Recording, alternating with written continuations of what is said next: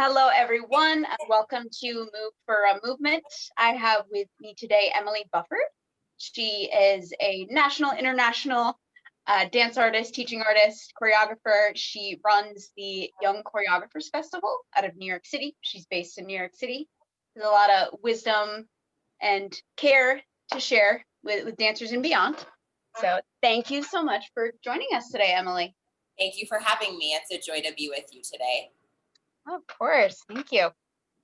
So yeah, the Young Choreographers Festival, just to like read off the mission to get an idea of what you try to do out there, aims to educate and foster and cultivate talented young artists by providing them with the tools, resources, and platform to successfully pursue a career in dance. Why is that a mission that's specifically to you very important, such that you wanted to create the Young Choreographers Festival? The mission of YCF is important to me because when I started choreographing, I was myself a young choreographer that did not have a kind of a home to be presented by. There were a lot of dance festivals and presenting companies and forums that did not really produce young artists so readily or accessibly. It was based off of, you kind of had to be more of an emerging, quote unquote, or mid-career even. And I say that in quotes because I think the word emerging is a little bit offensive to some, but young artist, less seasoned artists, let's call people what they are. It's not so much you're emerging. If you're an older artist or a younger artist, you're just making work and putting it out there and hoping for the best. But a lot of the presenting formats kind of looked at your materials. And so the original mission, the very first year of YCF, was that we were going to ensure that young artists who were making quality content, if you will, quality choreographic content, had a place that was not going to look at their press photos, their promotional videos. Have they had work put on a stage and fully teched before? Because the hindrance that I saw for myself oftentimes was that, well, I didn't have, a huge production value package to send out and say, well, this is what my work looks like if you have it fully teched. This is what it looks like if somebody has sat down as a lighting designer and said, this is what we can do for you, and then have the ability to send that. And so I wanted there to be a place for young artists to go where they knew that their work was being looked at, at face value.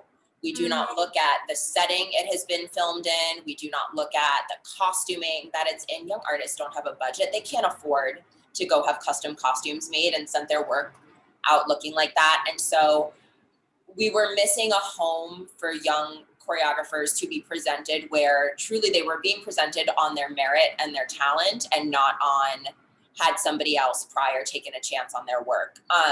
And because I myself at the time, YCF's first year, I was 20. So I fit into that bracket and I saw my work being discarded by a lot of the more established presenting bodies. Understandably why.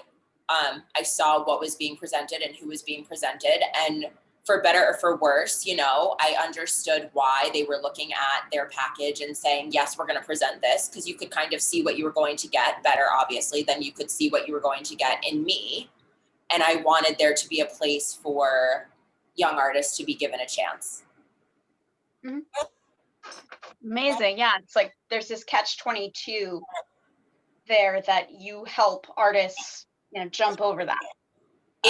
It's like that question, what comes first, the chicken or the egg? What comes first, the press or the press kit? How do you get press if you don't have a press kit? How do you have a press kit if you don't have any press? And young artists notoriously don't have press. They haven't been presented.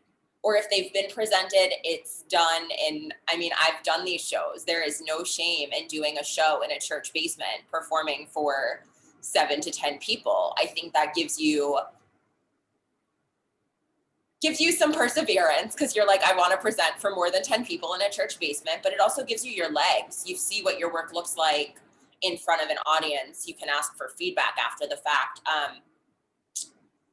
But yeah, that is why YCF's mission, and it has evolved over the years, of course.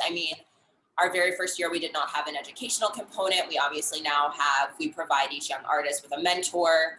Through Young Choreographers Festival, we have educational programming. We do a talk back panel the night prior to the presentation. The presentation itself is like the icing on the cake for me, the cake being the substance, the educational elements of what we do now as we head into our 11th year. Mm-hmm. Mm-hmm. That was my next question. What does the work look like more specifically? So in that note, I would love for you to talk a little bit more about that mentoring, what that looks like, and if you have any favorite stories you've seen mentors really lift up younger artists, the mentees. Oh yeah, the mentorship element of YCF is one of my favorite things. Most of it is done via virtual, the same way we are now. So not to say we were ahead of our time, we just knew that because our young artists and our mentors are not always located in the same place, that a lot of the mentoring does happen via email and via FaceTime and, via phone call until the young artists and their dancers are actually in New York City the week of YCF. And then we have rehearsal space available to them, and their mentors often will go at that point, because many of them are based in New York City, will go to the rehearsals and sit with their mentee in person, often for the very first time in that forum. But the mentoring is so wonderful because it creates relationships that we highly, highly encourage, that if they have a good mentee-mentor relationship, that they foster and that they continue. And many of them have led to our young artists, getting further work after YCF. We have mentors who then hire the young choreographers to come set work at their organizations, to teach for them if they are a teacher. And I always preface that, YCF does not vet teachers. So we can't say, yes, this young choreographer will be a great teacher for you. But if they do happen to be an educator and they are a great educator, they often get hired by their assigned mentor to do work for them. And it really proliferates itself. It's a wonderful dynamic that gets created between these established artists and these younger artists who then they have relationships forever, some of them, or thus far forever. Yeah, and it is interesting. What I wanted to ask next, it's, what do young people have to contribute? But I'm also thinking, you're speaking a little bit about, maybe it's not necessarily age. People are just more on the beginning part of their career, and they're putting work out there as much as they can and hoping for the best. So young people, or people with that beginner's mind, right, for maybe lack of a better term. Yes. What do you think the value of that is? Why is that important to foster that? Why is that important for the arts ecosystem and really the world, right, in terms of what the arts contribute to the world? Why does that matter for their voices to be lifted up? If we don't foster artists, then eventually, and respectfully may he rest, but like a company like Paul Taylor exists because Paul Taylor as a young artist was fostered. So as an established company now, there has to be middle ground and there has to be a starting point. And so if we don't cultivate those who are at the starting point, you don't have anybody in the middle ground. And if you don't have people in the middle ground, you're not going to have more established companies, because there is, I always joke, it's kind of like a totem pole, and the young artists are kind of like, when they really start, and I use this analogy for myself, is like, you're like the dirt under the totem pole block. Like, you're not even part of the totem pole yet, but you're connected to it and you want to be part of it. And then you kind of are the cement base of the totem pole for a little bit. You don't have a face yet. You don't have a name. You don't have a title, but you're there and you're building and you're part of the structure. And then as you progress, you get a face. And then as you're in middle ground, you're kind of a middle face, and then somebody along the lines of Paul Taylor. And I use that as an example, and respectfully, like, his work is not my personal preference, but I respect it greatly for what it is and his contributions in dance. But that type of a company is the top head of the totem pole, where they're long established, they have repertory, they have international support. If you do not foster somebody who is the piece of the puzzle that's not even the totem pole yet, they can't ever be part of the totem pole. Once they're part of the totem pole, you foster them more. That's how you cultivate the arts, I think. And maybe that's a weird analogy, but I see it so clearly in my mind's eye of like, somebody has to be at the bottom before they can be at the top. And by continuously fostering those artists, you eventually do have somebody who can be the top face of the totem pole, and then they have to let it trickle down the support. 100%. It's sort of I've written about it, / hill I'll die on, is like I was saying, the arts ecosystem, right? If you don't get your people who are learning about the work through maybe making mistakes through their their own view or someone else's, learning from those mistakes, trying and failing, right? That's a nebulous term, sort of, Yes. but the trial and error of creating and getting more of a name, learning as they go. You won't have your Steven Spielberg, Beyonce, like those huge household names. You're not going to Wouldn't have ever that. have them. And somebody very early on in their career saw them. And I think this is what YCF does, because it's a very unbiased process too. Our selection process is basically blind for our panel. It's look at the choreography. Don't look at anything else. It doesn't matter where they happen to have filmed it. It doesn't matter what their dancers, again, I hear myself repeating, but it's so important to me. Don't look at what the dancers are wearing. Don't look at the quality of the footage. Is it filmed from the front? Is it filmed from the back? Were they outside? Are they wearing baggy black t-shirts? We get a lot of submissions that the dancers are just in black clothes. Like somebody said, I need them in black. And that is a good note that they have taken, because it shows off the work cleanly. But somebody has to cultivate that artist. Somebody has to give them a platform that says, we believe in your work. We're going to do our best to cultivate you to get to the next platform, if you will. That next platform being, a more established, not a more established English presenting body. At this point, YCF, in our 11th year, we are an established presenting body.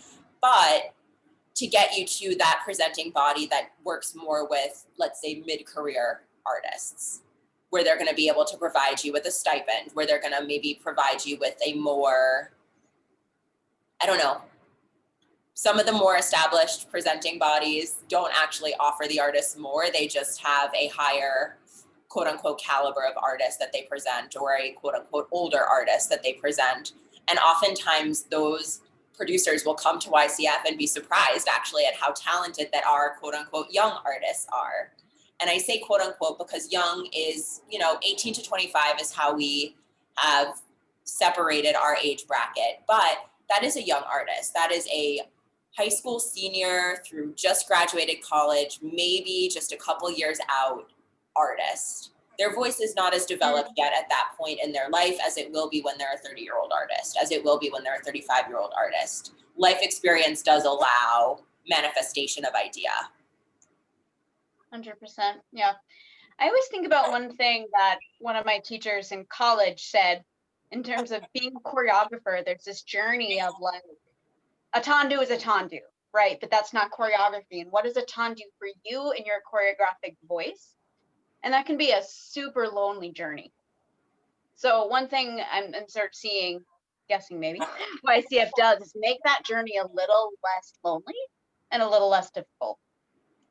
I definitely think a little less lonely for sure. We, again, because many of our young artists are not New York City based, our programming that's in person does not actually start until the week of the show, so that they're here in the city. And then at the talkback panel is typically the first time they're really getting to meet each other in person. Every now and again, some of them will know each other prior to, but often that's their first, like, oh, this is our kind of like a squad. Each year's group or each year's batch of young artists is kind of the squad for that year. And then they meet each other, and a lot of them still to this day are, they support each other, they're friends with each other, they see each other presenting around the country at this point, really, and they're each other's cheerleaders because they were on the boat together.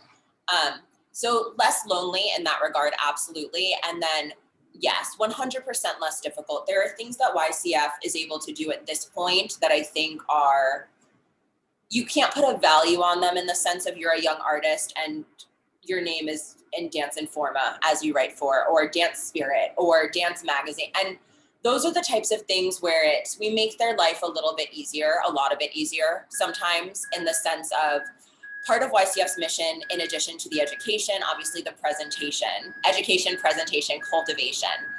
And the presentation element of it to me is not only, you know, do we put your work on stage, but we also, I personally send emails to people that I know, like you, like yourself, saying, please come to our show this year, you know, please come see these young artists, write about them, talk about them, help them, you know, get their name out there in the dance community. The dance community is large, but the dance community is small when it comes to who's being presented, who's being spoken about, whose work is really being seen in a meaningful way.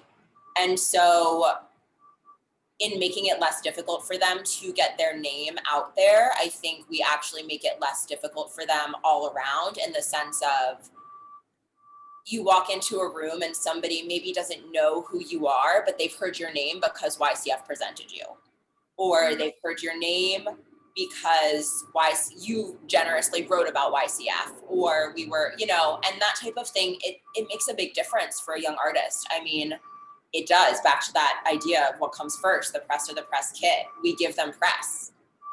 You then can submit yourself to these other organizations with materials that has your name in it. And that does, it makes your life a lot easier in the arts. One thing that's important to me in my work as a dance journalist is giving people that voice. So I try to not just cover the Paul Taylors and Alvin Ailey. Like, I love covering that because it's like gorgeousness, right?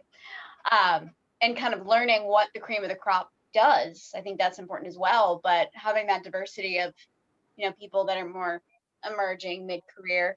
We have issues with those terms, right?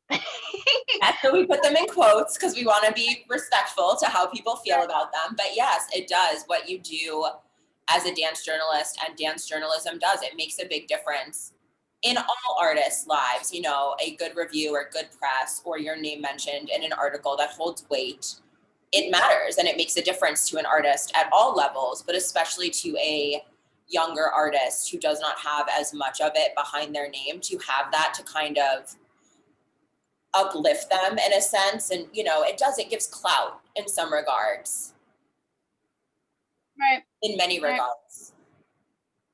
Mm-hmm. Mm-hmm. Yeah. And it's interesting, in your teaching, I see the same kind of spirit of just kind of fostering everyone that's in your class.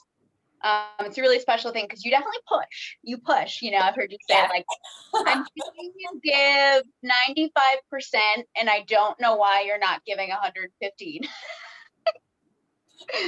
But, and those you know, are the generous percentages you just offered that I asked for, actually. Yeah, I do. I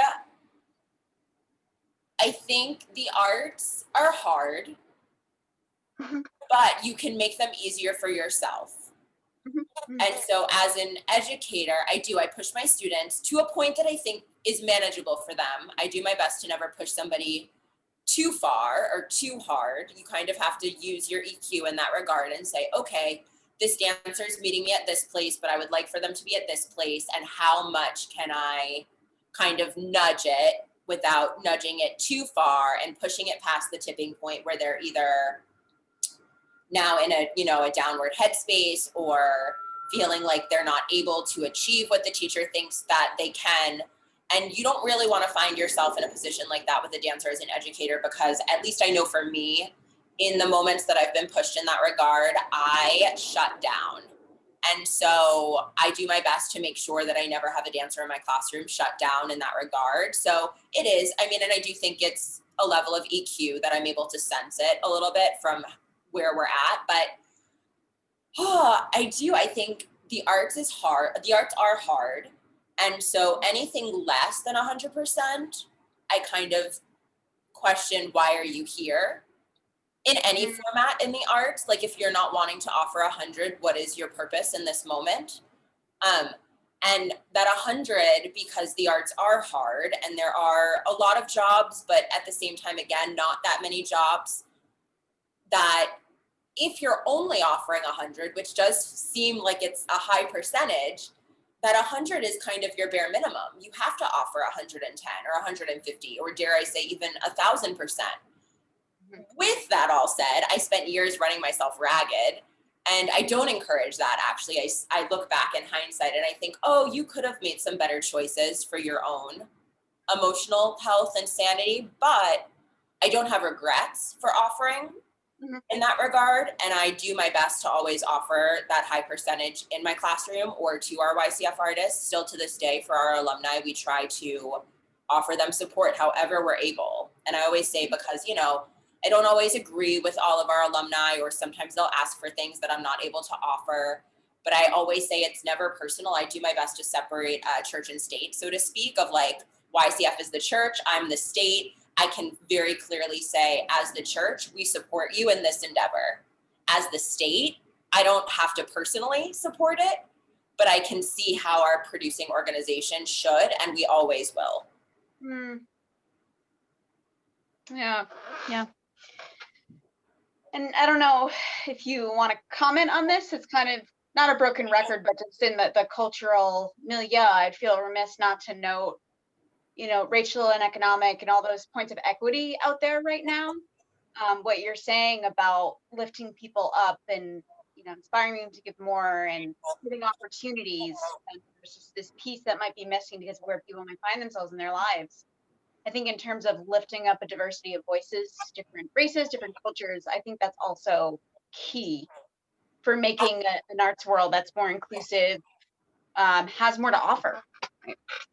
As far as that is concerned, I feel really proud, actually, to say that because YCF's process of selection is completely blind, the panel does not even get names along with their, you know, submission sheet that they receive. We are fully inclusive, and we offer a scholarship fund for anybody who's applying if they cannot afford the application fee. All they have to do is send us an email that says, hi, you know, I am not able at this time to afford your application fee. And then if I get selected, the submission, and we do have funds available because we are, you know, sponsored Project Fractured Atlas, 501c3 not-for-profit, that we do have accessibility for everyone. And I firmly believe that there is room for everyone. And so if you look back to who we have presented over the years, you'll see that there is racial diversity, there is sexuality diversity, there is no discrimination in the YCF house anywhere to be found. And I feel so proud to be able to say that, but we are 100% inclusive. We will present you based on your talent, merits alone. Choreographic merit, that is how you get presented by Young Choreographers Festival. That is it. Right. Yeah, I think that blind review process is so important, and I'm so glad to hear that you do that, and it's worked the way it has, it seems. You know, there's research saying, like, this applicant with this, like, these credentials, this person with the same credentials, this person is a Black sounding name. Yeah. And just different outcomes. And, like, I think they even interviewed employers about, like, well, why'd you choose this person? That bias is there. And how do we move past that, right? It can really be the difference of these procedural, you know, these methods of ways to eliminate that bias until we get to a place in society, I hope we do, where that truly doesn't have to matter. Absolutely. And I want to add to that also, because our panel is also diverse. So outside of the fact that the process is completely blind, our selection panel is diverse. Our advisory board is diverse. We really do keep everybody around. Nobody is not selected for any reason other than, I hear myself about to say this and I'm like, I hope this doesn't sound unkind on tape. If you have not been selected for YCF, all it means is that our panel did not think your choreographic submission for that year was what they wanted on our stage for that year. It doesn't even mean it's for lack of talent, because when you're presenting a show, obviously as a producer, and I put the lineup for our evening together, well, we get a lot of contemporary submissions. Well, we don't want to have a 2-hour show with only contemporary. So even that, it's not necessarily a lack of talent that doesn't get you in the door. It might just be that there were too many works that were similar. And so a piece that was a little bit more in a different direction was suggested to be presented instead of your contemporary work. And I am using contemporary as the example because that is, I would say 9 out of 10 applications we get are contemporary. And it's beautiful. And a lot of the work is really good. And sometimes, I always encourage, if an artist does not get accepted the first time they submit, try again, try again, because we are working with young artists. Like, your 18 or 19-year-old voice might just need 1 or 2 more years, because it's an interesting breakdown of age element there, because 18 to 25 is kind of not that large of an age gap, but it's a large age gap in the sense of the 18-year-old who just graduated high school versus the 25-year-old who's been living their life in the kind of quote unquote real world, probably for 2 or 3 years. There's a lot of life in that 25-year-old that the 18-year-old probably doesn't have yet. And so the disparity is not necessarily in their ability as a choreographer. The disparity is in how they use their ability as a choreographer and how, they use what's in their gut, in their material. And so I do always encourage 18-year-old, if you don't get accepted the first time, try again. Email again. Like, until somebody tells you to stop, don't stop. I think that's the arts in general. It's it's part of it. Failure, again, what does that even mean to a certain extent? Does not mean the end. It just means you need to take another step, maybe step back and reevaluate. You learn from it. Like, what can you learn from every situation? I feel learn from it so much. And also, failure in the arts, I think, is subjective and not objective, because an objective failure is finite, whereas in the arts, sometimes what seems like a failure actually pushes you in a different direction. And so I share openly, like, I hurt my knee like 6 months into living in New York. And I, at the time, probably, I don't remember it that well at this point, but probably saw it as a failure in that moment of like, I can't believe I hurt my knee 6 months after moving to New York. But what it did is it allowed me time and opportunity to go into a studio with one of my friends and create a solo on her. Beautiful dancer. Thank you, Elise Siebert Bouchon, who now is like married with children living in LA. But it gave me the opportunity to create work. Right. From that opportunity, I submitted it to actually the Steps Performance Lab. And I always joke with Diane Grimmett, who's my boss at Steps, that like, you gave me an opportunity when I was 19 years old. You gave me a career. I now teach there. Like, she didn't even realize, like, I found the footage from it a couple months ago. And I was like, so I don't know why you put this on your stage, but thank you so much for putting it on your stage, because my 19-year-old voice needed a lot of development, so much. But again, that was a platform that was willing to take the risk. They still take the risk on young artists frequently. And so that failure led me in a different direction, which ultimately led to Young Choreographers Festival being created, which then in turn has now presented over 150 other young choreographers. So that failure is subjectively a failure, because look at what it led to. Yeah. Arts failures are always open for, discussion, because I think a lot of times they do lead people in a better direction. I love it. You're speaking about the panel. I'm curious, and I didn't even think to ask this, but you were speaking about the panel, how you find people, how you select them, what you're looking for in the panel and the advisory board you also mentioned. Many of the panelists are also my own personal mentors, as are many of the advisory board members. And they do it generously, and because they also support young artists. I do think that being a panelist or being on a selection committee is tedious. I do it for a couple other festivals at this point.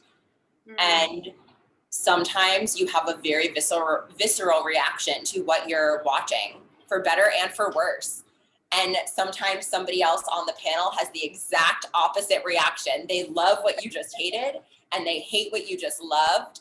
And that's what makes, I think, the world go round, but that's what makes the arts world go round, is that I can love something and you can hate it, and there still will be a place for it And so my panel is comprised of some of my dear mentors who, again, just generously support the art, some of our advisors, people who run other presenting organizations who have then gone on to give some of our young artists further opportunity with their own presenting platforms. And it's great. And how do I ask them? I send them a lovely email saying, hi, this is, a minimal commitment, but if you're open to it, your advice, your feedback, your offering is greatly valued here. I personally send those emails. And I think I've only actually ever really gotten a no from one person that I've asked, who simply was just like, I don't have the ability to take this on in the capacity that I feel like I would want to. And so I sent an email back saying, thank you so much. I appreciate your response. But these are people who believe in the proliferation of the arts. And back to that idea of like, how do you get an established artist, quote unquote, established artist or company? Somebody has to look at a young artist and go, I believe that it takes steps A, B, C, D, E, F, and G to get you to that place. And not only do I believe in that it takes those steps, I'm going to do what I can to help support people to take them.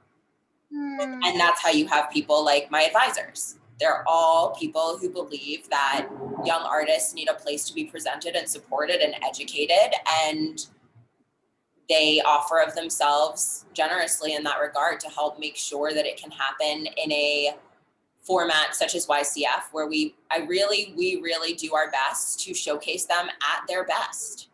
I love it. I feel like the process you're speaking about, these young artists, and they needed that step up. I almost feel like that happened for you in a certain way. Of you had this idea, you had this personal experience of having difficulty getting, further into the concert dance world because you were younger and you didn't have the production values and all that. But you saw this problem, right? And your reaction was, how can I help make it better, right? And you founded YCF, which isn't a small thing. So kudos to you. Thank you. What nuggets of wisdom might you give to sort of a younger person, or maybe not even a younger person out there in the arts world? Like, I see this problem, I want to make this organization do this thing to solve it, logistically, or, in a wider view, how would you advise that person? My first piece of advice would be, if you have a thought and you believe that it will be able to help people, run with it. YCF came to be, I found myself in a very fortunate position when I had the idea for YCF. I was an intern at the now unfortunately defunct Dancer magazine that I run. Maybe I always come back to Paul Taylor because the office was in his townhouse, actually. He used to be sitting out in the garden while I was there being the intern doing work. But I had this idea, and I wrote Symphony Space a check for a security deposit out of my savings before I told anybody what I was doing. So in hindsight, bad 19-year-old, don't do that with your money. But like, in hindsight, also smart 19-year-old, like you had an idea and you believed in it, and I ran with it. And so I took that idea back actually to my boss at the time at Dancer magazine, a wonderful gentleman by the name of Joe Cody. And he said, well, where are you going to do this? When are you going to do this? Was his response to me. And I said, June 6th at Symphony Space. And he went, what? And I said, yeah, no, I wrote I have the date. I have the space. It's June 6th. It's a Sunday. I booked the theater at Symphony Space. We're going to have a show. And he opened his Rolodex, the Dancer magazine Rolodex. He opened it and said, I'm going to send some emails because you're going to need a board and you're going to need support and you're going to have to learn how to put a show together while you're putting a show together.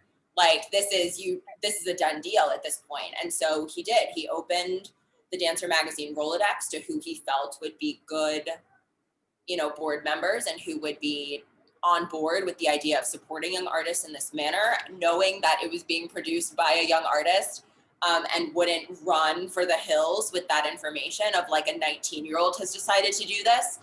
And people were generous. And so my understanding of the arts community is generosity.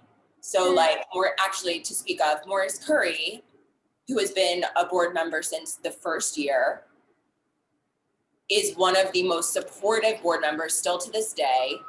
But he was like, yeah, let's sit down and have a meeting. And he told this story at YCF last year, which embarrasses me to no end, but I do respect people's time. Still, I try to respect people's time.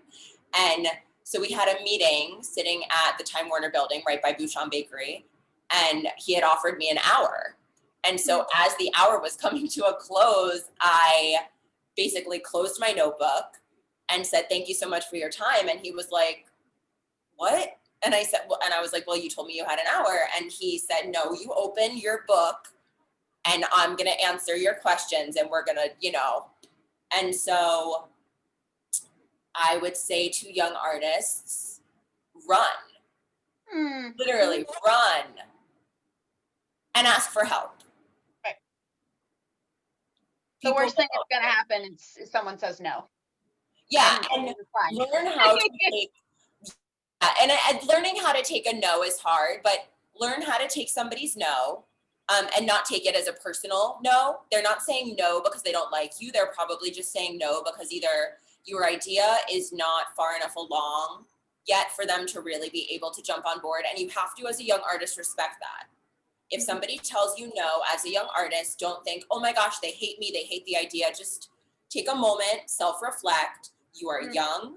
They might just not be able to see your vision where it needs to be seen yet for them to get on board. And that is okay. That is 100% okay. There will be people who hear you and see your vision and say, okay, your vision is early in its stages, but I'm willing to jump onto your vision in its early stage. There will be people like that too. None of it is personal. And I think that's actually a very hard thing, because it feels like, even still to this day, I'm always like, well, everything is personal. Yes, you want the person to like you as a human and think you're a good person, that you're kind and that you have integrity and that you're hardworking. That has nothing to do with your idea. Your idea to them is not personal. And so if somebody says yes to your idea, they're saying yes to your idea. If somebody says no to your idea, they're saying no to your idea. If you're not a good person, they might be saying no to you. But if you're a kind-hearted, hardworking person of integrity, it really might just be that their no is just not yet. Just give it a year. Just give it 2 years. Build yourself more. Work on yourself. Part of the reason I feel so strongly about education in dance, be it as a dance educator teaching young students, or be it as education that young choreographers need so that they can be successful in actually working, you might just need to be better educated. Not in the sense of you're not well educated, but like, have you taken some time in a studio with dancers before you've pitched your idea to somebody and said, well, I want to do this, but you have nothing to show them as to how you're going to do it. So I think, you know, just full circling that, if you're a young artist and you have an idea and it's going to help other people, run with it. And the people who are ready to jump on board, they will jump on board. And the people who need to see it get seasoned a little bit more, let them see it, be seasoned. And then if having them on board is still something that you want, reach out to them again. Hi, how are you? I hope this finds you well. I'm not sure if you've seen what I've been working on. I know last time we spoke, you weren't ready, or you felt that it needed more work, but here's the work that I have been doing. You know, might you be willing? Not might you be interested. Sometimes I get emails from young people who are like, are you interested in supporting this? And I said, my being interested and my being willing are not the same thing. They might not be interested in taking it on, but they might be willing to. And then they might be interested after they're willing. And I hear myself saying that, it sounds kind of harsh, but I think in the arts, because people do tend to be busy, that you have to respect that interest and willingness are not the same thing. Yeah, vice versa. They might want to, but they're like, I'm working 16-hour days. I just logistically can't.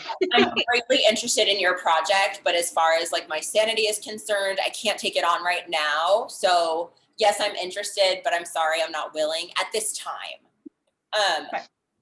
And as a young artist, it took me a lot of years to actually really appreciate those sentiments. You know, as a young artist, you're like, it's me, it's me, it's me, it's me, it's me. It's not you, it's us collectively, whoever the dynamic happens to be it with a mentor, be it with a boss, be it with the dancers that you're working with.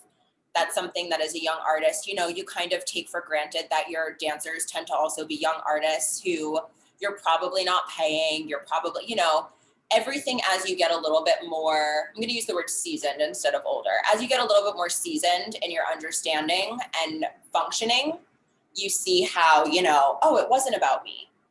Oh, it wasn't personal. It was truly just about where we could meet at that place and time. Mm-hmm. And in the arts in general, learning to take that no, like you kind of can't do it.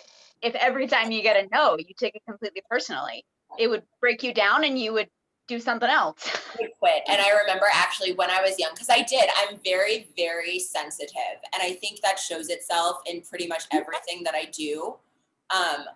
But I remember my mom one time being like, you need to thicken your skin just a little bit, because if you are going to call me crying every time somebody says an off word to you, or you get a no, every time you're going to just be defeated, then maybe this is not the right path for you. And so I have learned to, back to the idea of separate church and state, which I think is such a wonderful headspace to be in, of like, I know what I contributed. If you don't like it and it's not for you, that doesn't mean that my contribution is not valuable. It just means that you don't like it. I use this as my example in class all the time. I am a coffee drinker and tea upsets my stomach. So you could literally be like the fanciest. I think there's a tea that's grown in like the Himalayas for like $1,000 a pound, or some small amount of tea is so outrageously expensive. And I always say, you could be that tea and I would still say thank you so much, but I don't care for tea because I know that it upsets my stomach. Whereas you could be a very cheap cup of coffee and I'm like, give me that caffeine hit. I love the way you taste. And I think that's very relevant in the arts, because everything we do in the arts is so subjective. Almost everything. The business side of it is a little bit more objective. But as far as artistry is concerned, you are going to be perfect for one person. You're going to be absolutely what somebody else despises.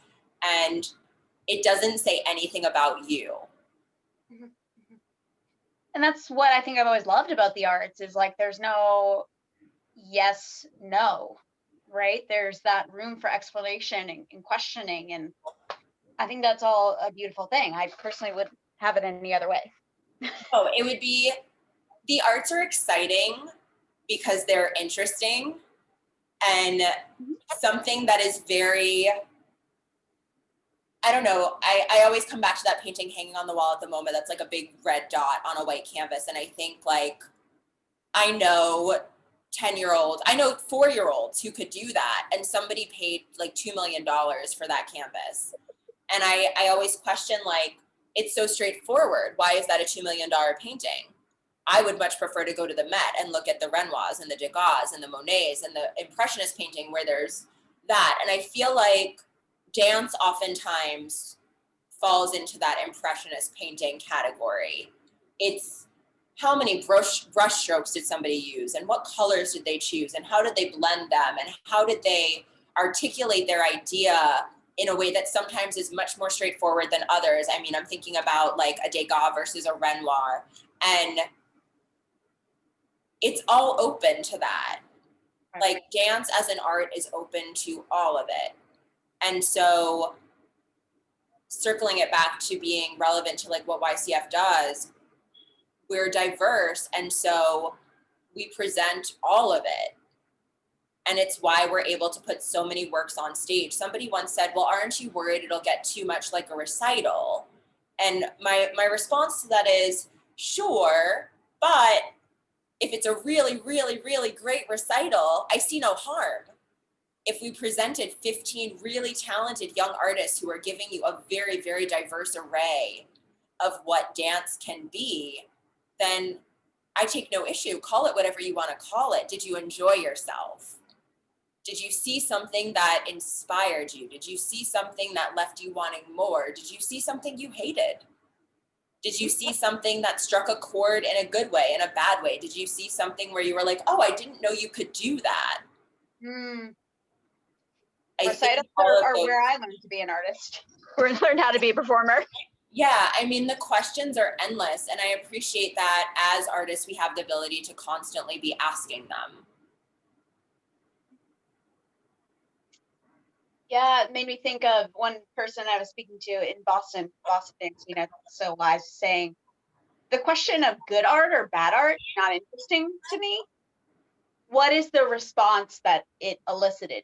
If it elicited a response. Right. Did it elicit a response? And I think if you had to put a label on good art versus bad art, which since art is subjective, there is no good art or bad art, there's just art. And then it's however the response is. But good art is something that evokes a response. Yeah. If I walk out of something feeling dead inside, where I've had no response at all, I just kind of sit there coldly, then maybe that's quote unquote bad art, because art is designed, I think, by default to engage and to move and to motivate in some ways, for better and for worse. But yeah, there's just art. Because you and I could do exactly the same thing and somebody might much prefer your version to mine. And so there's just art. It is back to that idea of like a tendu is a tendu. How did you do it though? And you've heard me in class ask, like, did you articulate all the way through it? Did you not? Like, how did you do it? Why are you doing it? Yeah. Love it, love it. All right, to wind down, I could talk to you forever. I think you have so much wonderful wisdom to share. Thank you so much. That's so kind. Yeah. As far as I know, YCF, as of now, right? Of course, everything is so uncertain. We'll be back on stage June of 2021. Yes. So yes, because we are still finding ourselves in pandemic purgatory. This is tentative, but confirmed, but tentative, as all things are right now. YCF will be June of 2021, I believe June 18th. I apologize that I don't know the date off the top of my head right now. Everything is so in flux. I do believe it is Saturday, June 18th, 2021. I should know that. I'm so sorry to anybody watching, but here we are. We go day by day, minute by minute here in 2020. 2021, what's that? That's a whole universe away. They're just making it through this week. Our 2020 Young Choreographers very graciously understood our need of safety. And so we will not be taking applications this season. Our 2020 young artists are being presented in 2021. We will hopefully be back at Symphony Space. I am anticipating as of this moment that our audience members will be masked. So please get a cute one. Show up and show out, get a cute mask, prepare to be maybe not socially distanced at that point, pending vaccine arrivals and whatnot, but we are planning to have a show. Come heck or high water, I will make it happen for these young artists. So please plan to join us if you're able. It will not be virtual. I feel very adamant. YCF is an in-person performance, an in-person gathering, as my board agreed with. We discussed, we hashed it out. We will not be making a virtual evening. It is not how we believe that art is presented at its absolute best in the way we want to. Respectfully, virtual is wonderful. It is just not for us. So if you're around, please plan to join us if you're able, New York City. And otherwise, that's it. We're looking forward to having this round with these young choreographers who have been so gracious and so tenacious and so eager. They're ready. They're excited to be put on stage, So in hindsight, maybe this whole experience has taught us to be more appreciative. I think they're very appreciative that we're doing our best to still have a show come June.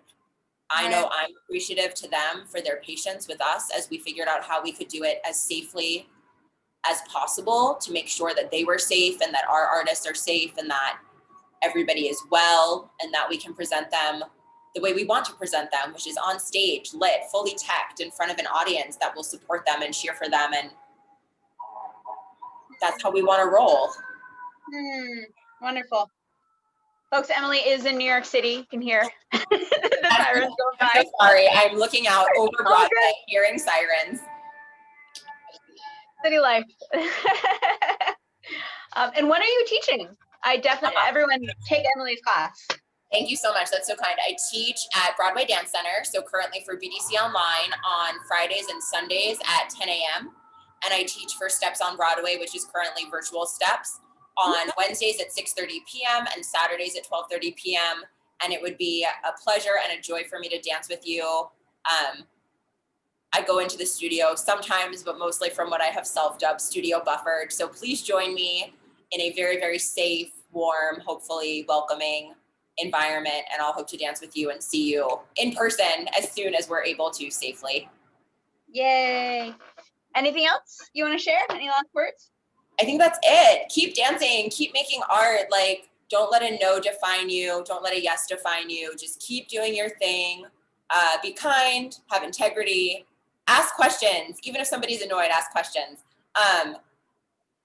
And do your best always. I love it. I love it. I love it. All right, everyone. Thank you so much for joining us today. Emily, thank you again for joining us. Please like, subscribe, comment, spread the word if you believe in the work of justice and dance's power to move that forward. So yes, happy day, everyone, whenever you're watching this. Thank you so much again. Catherine. Thank you.